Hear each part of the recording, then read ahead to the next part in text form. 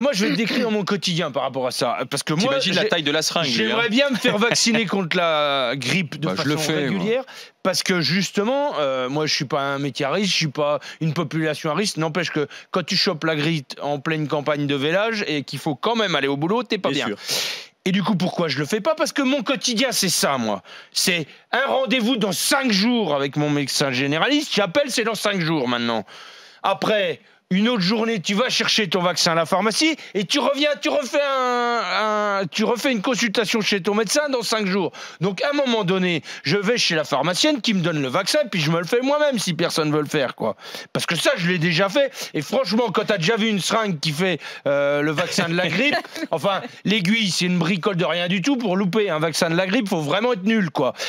Je pense que, contrairement à ce qu'a dit Olivier, pour des gens qui sont actifs, c'est quand même une simplification. T'as un endroit à aller. Parce qu'après, que les médecins disent ouais, on nous pique notre boulot. Mais ils ont qu'à s'installer. Ils ont qu'à s'installer où il n'y en a pas des médecins. C'est compliqué d'avoir un médecin aujourd'hui. Si on pouvait aller au médecin facilement, et ben on ira au médecin facilement. Didier, si tu veux que les médecins s'installent, tu continues pas à les traiter comme tu les traites. Si tu veux que les infirmières s'installent, tu les traites pas comme tu les traites. Et si tu veux que les pharmacies continuent à ne pas s'effondrer comme elles le font, tu fais autre chose que leur filer la vaccination. Non, mon problème, c'est qu'une pharmacie, il y en a une dans mon village, quoi. Pour combien de temps?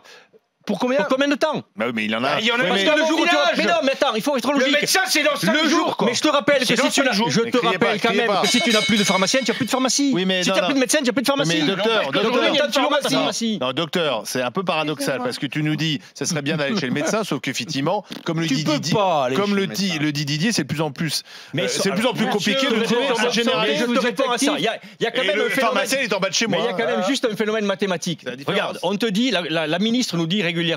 Mais les ministres les médecins sont surchargés de travail. Il faut qu'on les décharge d'un certain nombre d'actes. Donc on va donner de ces actes à un tel, à d'autres professions. Soit. Moi, je te preuve du contraire quand même. Il y a une pharmacie pour combien de médecins? Il y a une pharmacie pour combien de médecins? En général, tu as une pharmacie pour 5, 6, 10, 15 médecins. D'accord?